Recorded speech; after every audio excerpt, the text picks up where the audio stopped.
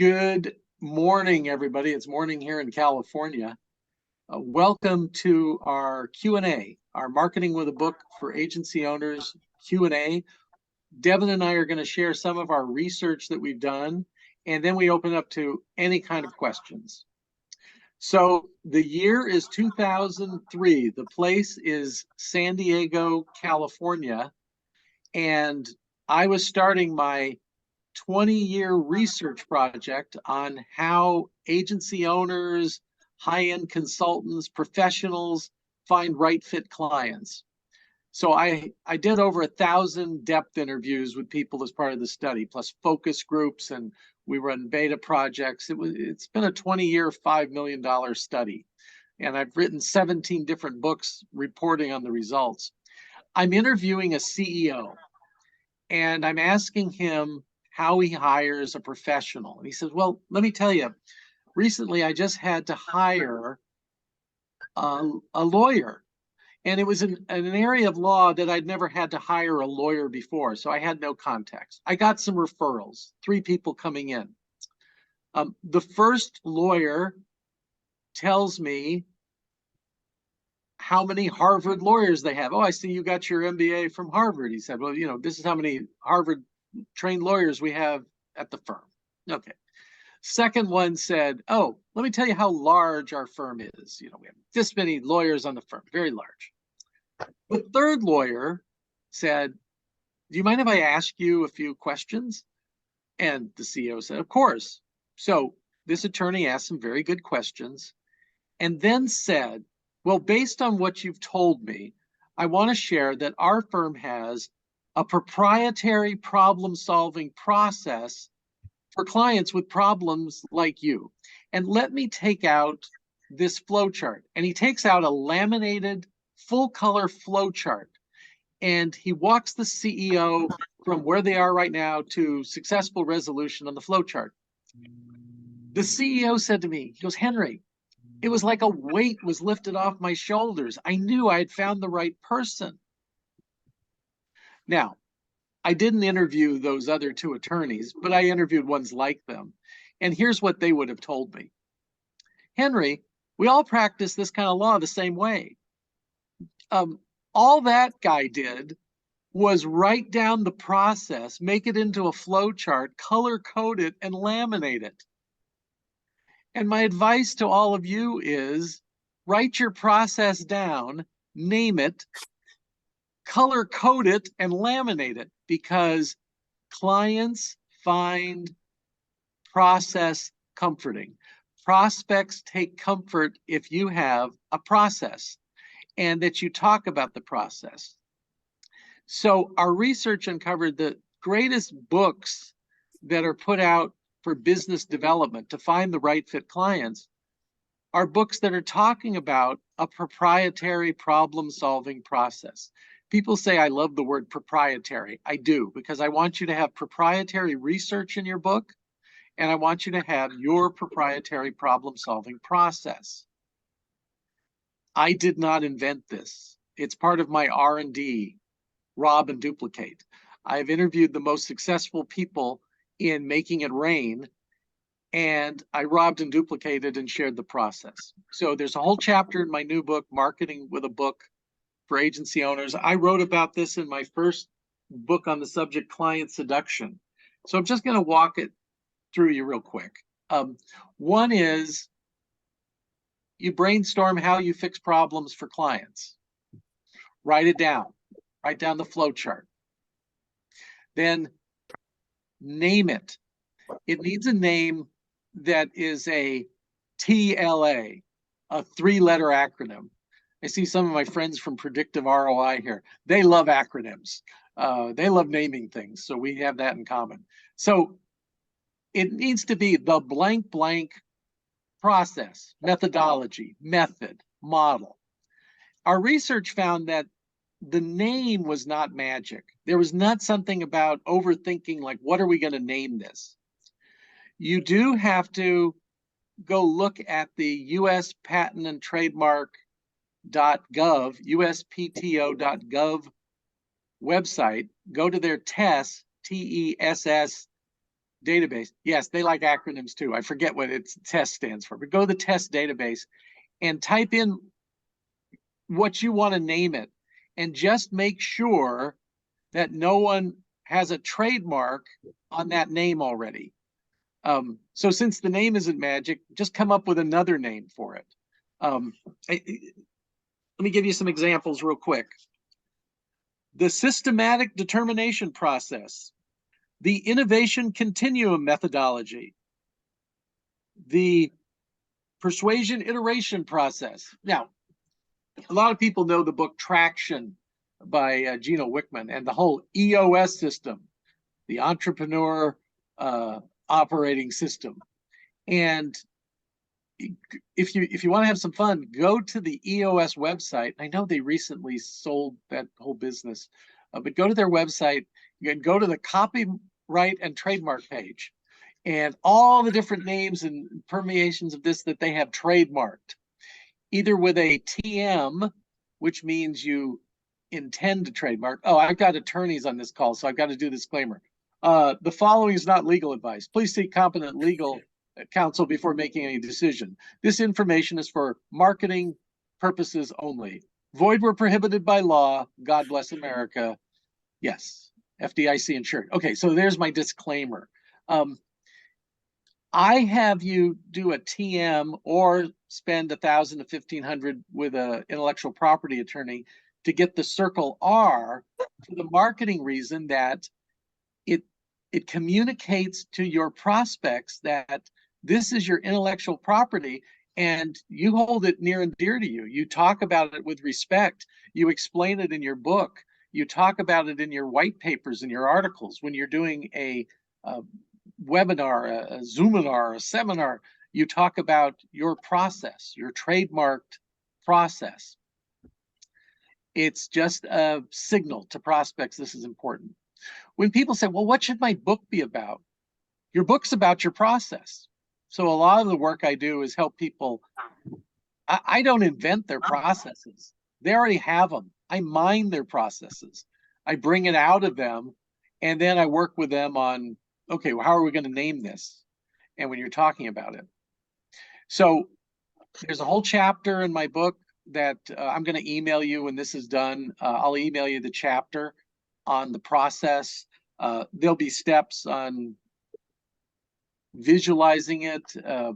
That's the next thing is, you know, my comment about the CEO saying the color-coded flowchart. Human brains don't think about words, they think about images. So an image. Also, one of my buddies at Predictive ROI, Eric Jensen, we talked about if you know, there are different names. You can even put an animal name in there. I just recently named my editing process the book Eagle Eye process, because I know when I say that, people are going to see an eagle in their mind's eye, and they're going to see an eagle scrutinizing things. That's what you want, word pictures. So with that, Devin and I are here to answer questions on anything about preparing a book, planning your book, publishing your book, promoting your book. So to make the pun, we're an open book on these Q&A calls. Most people, you know, at the half-hour mark, if you want to take off, that's fine. Devin and I will keep answering questions until we outnumber you.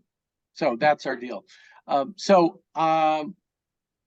If you could use the hand-raising device, that would be good. Devin, maybe if you could put it on gallery view for me, I can see if somebody wants to physically raise a hand. Or I see Jelaine. Hi. So I'm interested in what your perspective is, if it's possible, if it is, and kind of what your tricks. So one of the things I'm interested in, you know, using the process that you use, like with interviewing certain people to collect the information, and also gives you access to them as your targets. But if you're asking like C-level executives about things like about mistakes they've made or the hardest lessons they've learned or things like that, is it even possible to get them to really share authentically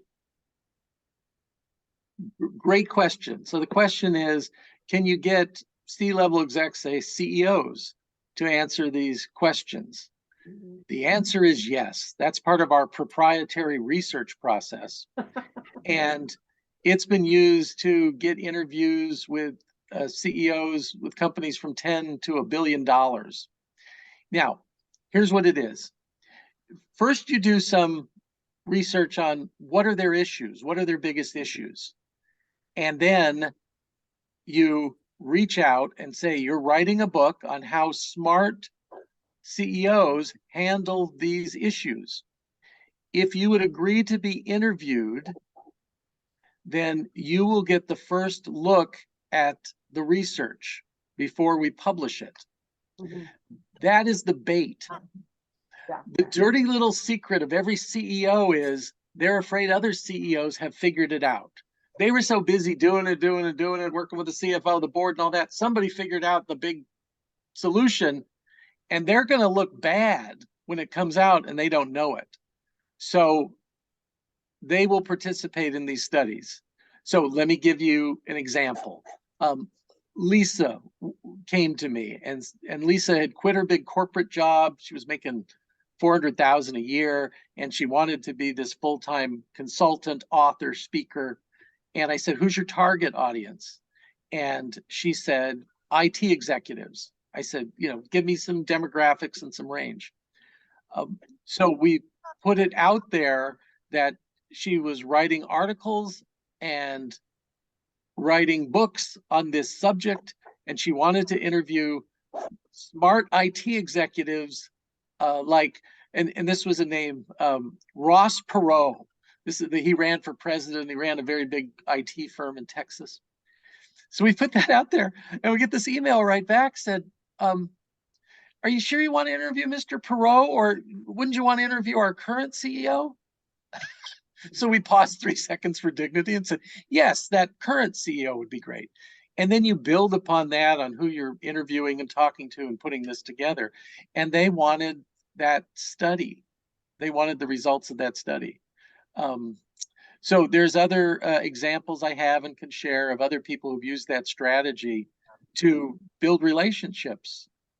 One guy, Robert Schur, he used it, and he wanted to do consulting with small to mid-sized companies. So again, that 30 million to a billion range. And he went to interview 100 of them. And his idea was, and then I'll publish the book, and then I'll get clients. Well, he got 100 to agree to be interviewed. And along the way, 3 of them said, you're a smart guy. Could we have a conversation? Would you be open to talking about how you might work to help our company, like right now? Pause 3 seconds for dignity when you get asked that question, Jelaine, and say, yes, we can have that conversation. Thanks for asking. And that's how he landed those big accounts before the book even came out. Another question. David. Thanks, Henry. I've got a question about the next book that's going to come out, Go for the Gold.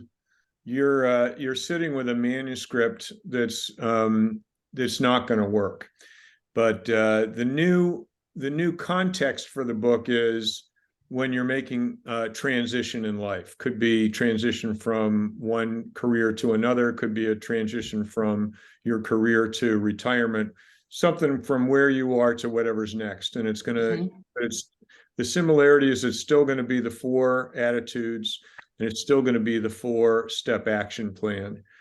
Okay. My question is, what should be the format inside each of the 4 attitude?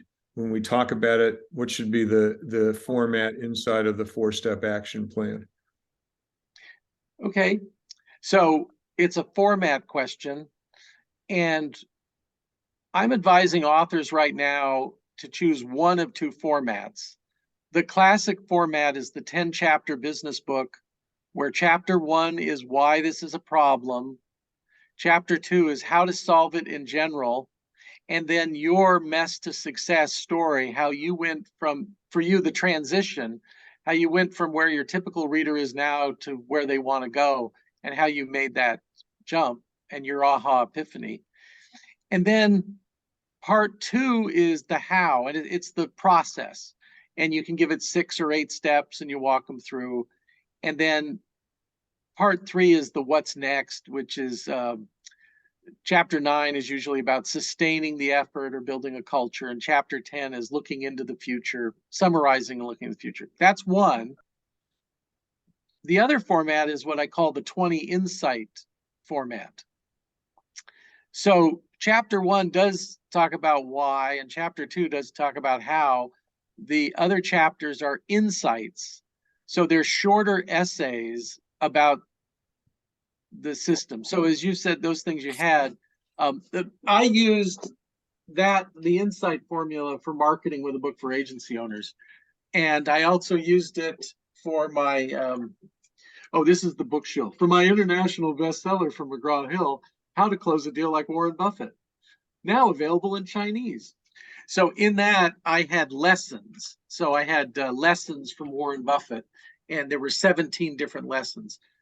20 is a ballpark figure, and 17 to, I've seen 17 to, 21, something in that range.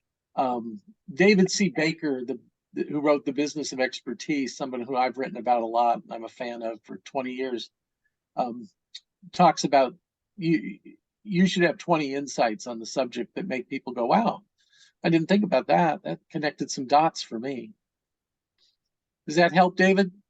Does help. Can I ask one follow-up and then follow-up question from David Goldman? Yes. All right. So I've got it split into 2 parts. The first part is the attitude part, and the second part is the action plan part. And so if I heard you right, it would be why this book is important, how to solve the problem, and then a story for each of the 4 parts in each section. So I could have so let's just say, the G in attitudes we know is for gratitude. So a good story about a client I work with and how gratitude helped with that. And then at least one and maybe 2 stories for each one. Okay. Remember, human brains are hardwired for stories. Right. They will not remember the facts and figures and advice that we spew in our book. They will remember the stories. It's not an accident. I started with the story of the CEO who had a hard time hiring a lawyer. So that's what most people will remember a week later from this. Okay. Or as somebody calls it, your month after message. Okay. Yeah, the Henry guy talks about books a lot. Had a interesting story about a CEO picking an attorney. So it's good to have hook stories to bring people into your chapters. It is good to have an illustration story in the middle. So you talk about your insight, you explain your insight, and then you give it a story of someone who's going from mess to success. And the moral of the story is that point. When you're speaking, a good thing to do is when you do the story to come out of the story with the following. If I was to leave you with one message today about transitions, it would be this. Pause a full beat. So mine is prospects love process. In another speech, I'll say humans are hardwired for stories. We call these the bumper stickers or the billboards, and Simon Sinek is great at it. Start with why. Leaders eat last. So your audience can take that away too as something to hang on. And do that for each element. If I were to at the end of the element, if I were to leave you with this, boom. Boom. Sometimes at the end of a book chapter, I'll just put a little box at the end with a message to leave them with on that. Okay. That is also for book design. We are much more visual today than we ever were, and with books, it can't be pages and pages of gray type like your textbook in college. it needs to have boxes and things that sidebars and call outs of important things. So, you know, look at magazine articles, and that's the trend for books. So we need to write it that way so people pull it out. Look at any of the dummies guidebooks and look at all the cartoons and did you know and all these things they have. They're all there for a reason. Great, thank you. And you received what I sent you and Devin, right? I did a lot of Good, perfect. testimonials, and I sent you back an email that we have to circle back on the testimonials. Sorry to talk shop in front of everybody, but David's written a new book, and we've got more testimonials than we can deal with, and more coming in. So we'll have to have a strategy on who goes on the back cover and who goes on the inside, what are called the praise pages. Did I see a hand, Matthew? Yeah, I want to just follow up what you just said, because just because what we see currently in maybe the, you know, books for dummies or what you're saying about visual, does that mean that's, I mean, do we think that's the best way to go, or is that just what some people are doing in writing their books in the recent past? I mean, why do we think that's what we need to conform to, or is it better just to be basic the way it was? I mean, is that what's selling better? Is that what's more attractive? What is it? Thanks for asking. So why are we doing this? Is it just a trend that we're doing, and are we responding to that? It is a movement. It's a movement that's been happening for 20 years in the field. And we've done a number of studies and we've looked at other people's studies, and there's been an evolution on how adults learn and take in material. And it's very pragmatic. If you're not following that, you're bucking the trend. And I rather be riding a trend than bucking a trend, unless I have a great reason. You know, I will zig when others zag and be a contrarian, but not in going back to the what we called the gray lady approach to book layout.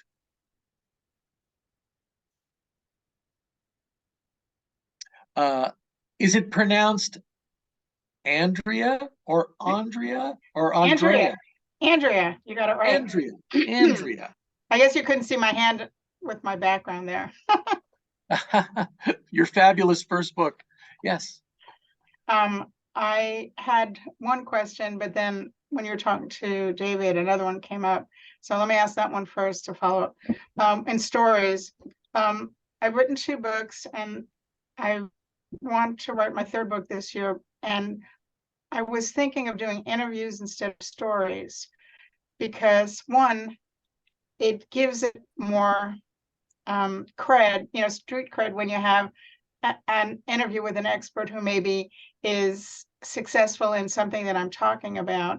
And 2, if I have experts interviews in my book, maybe they'll promote the book, you know? So would you think that it's okay if I have a bunch of interviews in place of stories? So the question is interviews in place of stories. Well, I don't want to tell you how to run your life, but if you print interviews in the book, you're making a horrible mistake.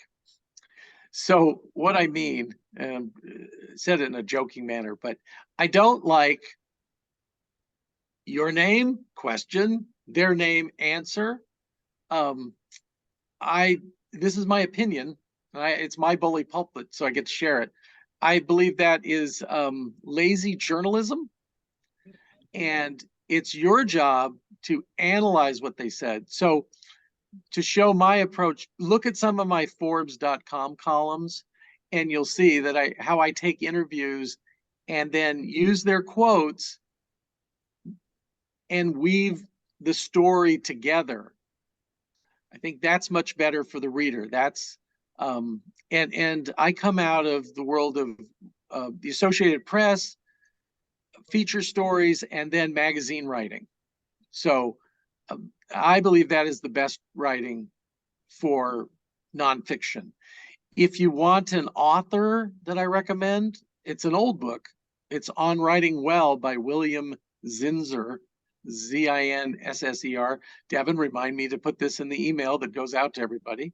On Writing Well is the best book on writing nonfiction I've ever read. Well, I have seen interviews in lots of books, so I just kind of wanted your opinion. I still have to decide because I haven't started that yet. Yeah, I'll have to look and see if there's more books on my subject area and see if they've used interviews or Yeah. not. And see how Well, well that's back to the zig or zag, but let me just say one point for everybody. There's only one person in the world who has to love your book and how you presented the information. Not the reader, not the editor, not the publisher, not the journalist, not the podcaster. You. Right. You have to love your book. And if you love it to put in the interviews, then do it. And the reason is pragmatic. If you don't love your book, how are you going to get other people to love your book? Well, And that's the author's job, is to get other people to love their book. Well, I did a significant amount of beta readers on my first 2 books, and nobody had any problem with the interviews. So, I think I had about 10 beta readers, but I'm not sure. Anyway, I wanted to ask my second question, and Okay. this is a very broad question, so it's kind of hard to answer. But when I launched my 2 books in 2021, I did initial marketing push, and then after that, I didn't do a lot of marketing, but I dabbled. I did some podcasts and do some online stuff. I want to be able to drill down into 1 or 2 best marketing methods when there's so many available. I call them online and offline, active and passive.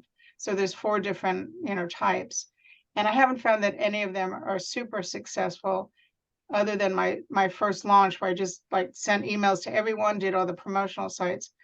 So for a nonfiction book, do you have, what's your experience, which you would think are like Amazon ads? I've been looking into that a little bit, but I want to use my time effectively to figure out the most precise marketing methods for a nonfiction book. 1 or 2, maybe. Yeah. So the question is, what's the most effective for marketing a nonfiction book? There's a interesting book called 1,001 Ways to Market Your Book. I got that. And this is the problem. There's 1,001 ways to market your book. Right.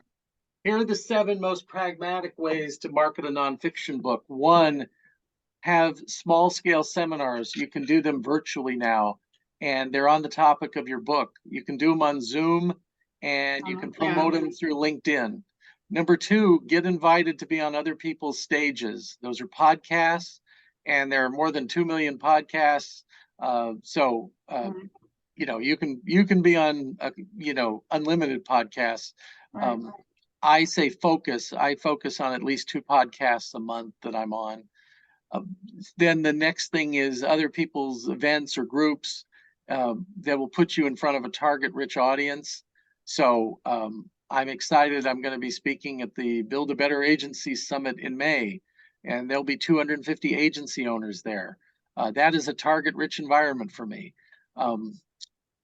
Next, get people to excerpt you, quote you, put you in their articles and blogs.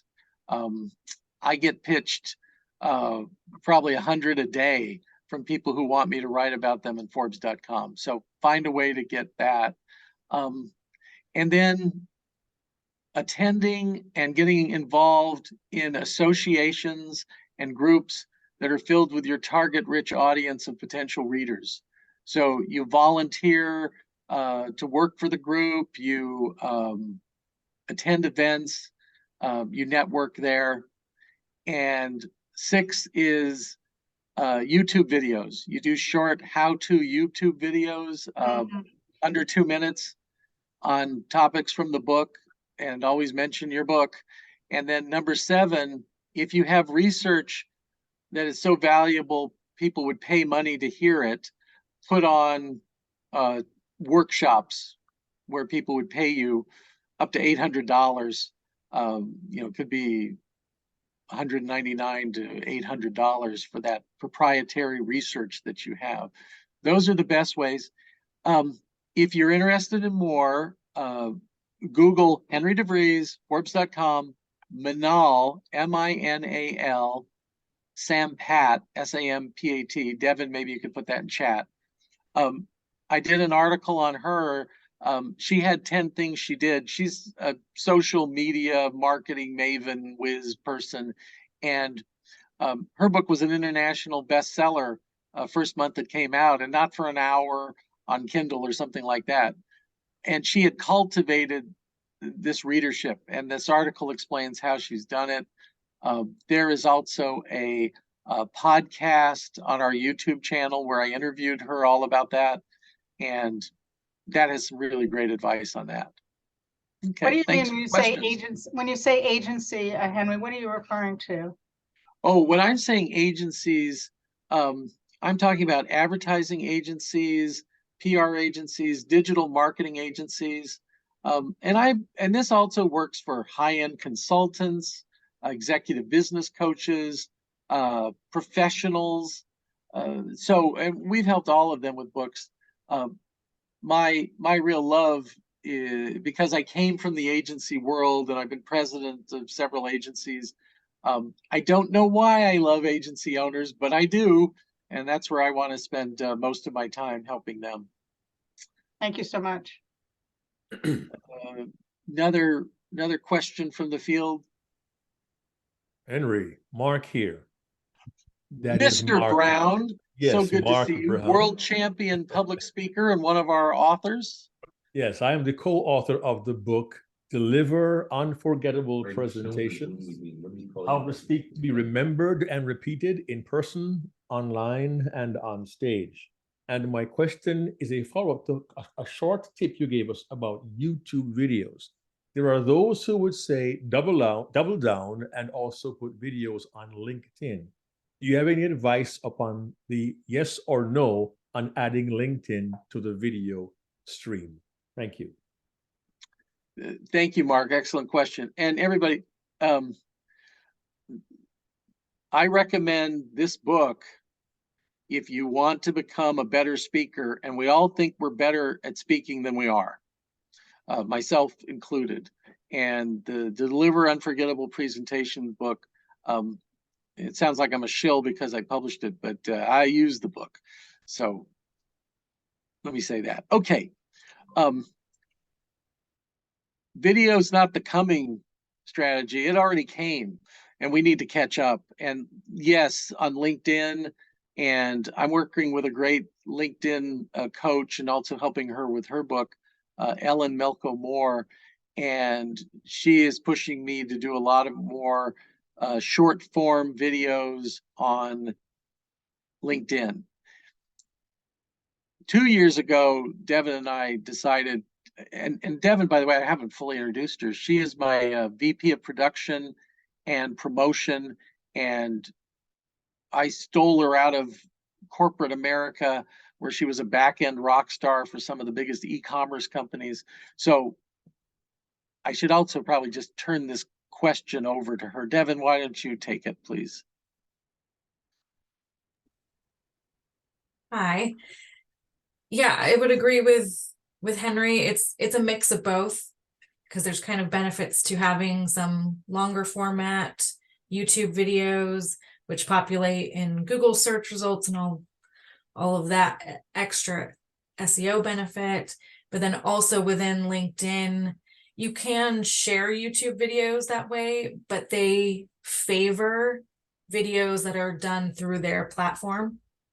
So I would do a mix of both. So if you do some short tip videos or that kind of content directly through the LinkedIn platform, they're going to, surface those more in their algorithm than just a link to another site. So I would definitely mix a little bit of both formats for when you're doing video.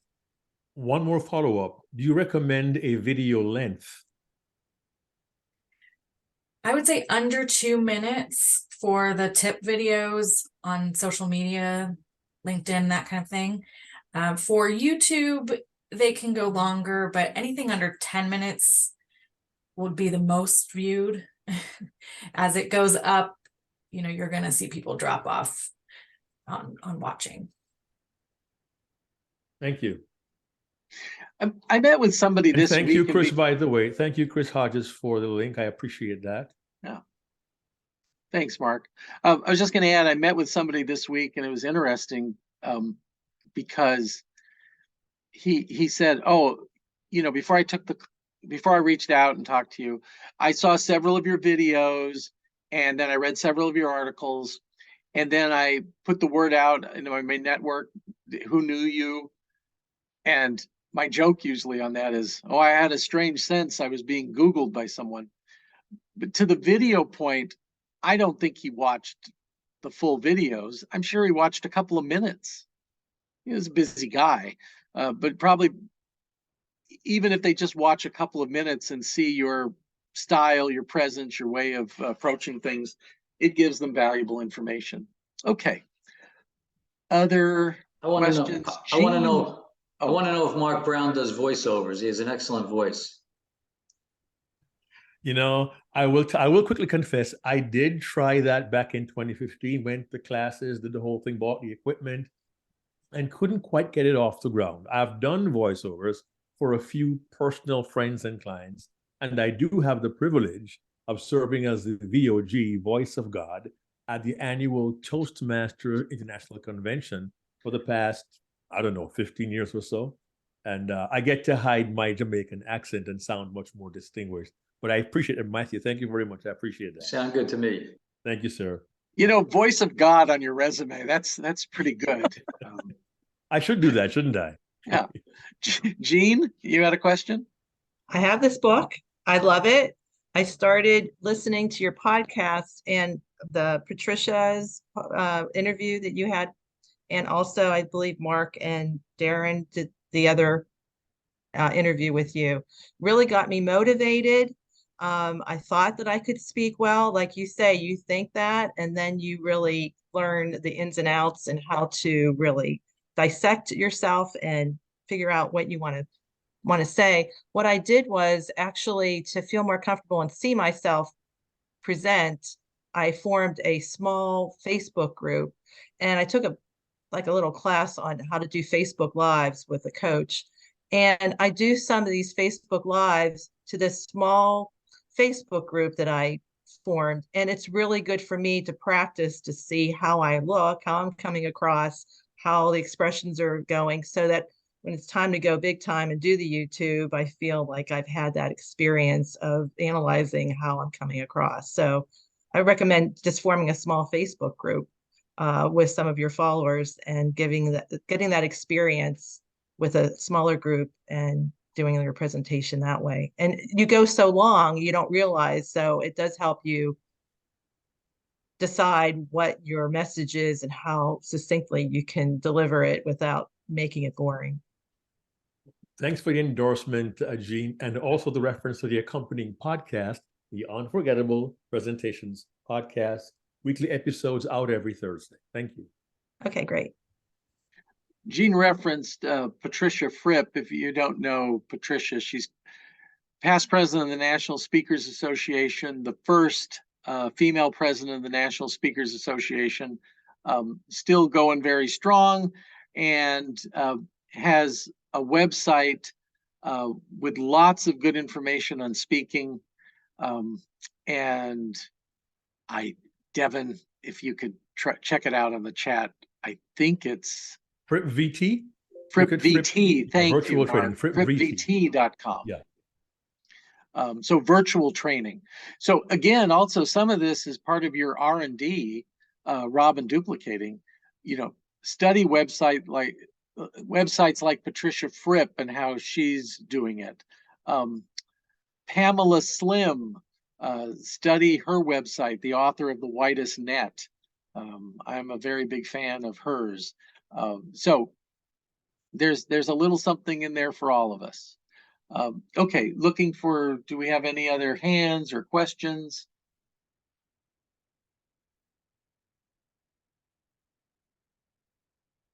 Nobody jumping in? Well, great. I see my friend Stephen Westner here, and he says, well, let me give you back part of your day. And we'll end this. Hi, Hannah. I'm looking forward to your Q&A very quickly. Thank you. Sorry I it's had to turn my video off. It's been like glitching all day. I don't know what's going on with Zoom. Oh, okay, Hannah, thank you. We thought it was our cameras. We bought No, Devin a new so camera yesterday. yeah, Eric thought we were like being hacked this morning because it keeps like it looks like a HBO before you paid for it, where it's like squiggly. That's what it looks like. Yeah. Somebody at Zoom said, I know, we can make it better. Yeah. Let's do this. But Okay. thank you, Henry. Thanks. This was super helpful and super great. I appreciate always you sharing your insights and your smarts. I have to hop off, but thank you so much for doing this. And I hope, will you be sending the recap or like a recording out too? Well, you taught me to do that, so I better. Keeping you on your toes. Yeah. Thank you. You can tell me how to do it better next time, but I got it planned. Thanks. Thank you. Thank Within you. 1 hour. Something's supposed to go out within 1 hour, according to predictive ROI.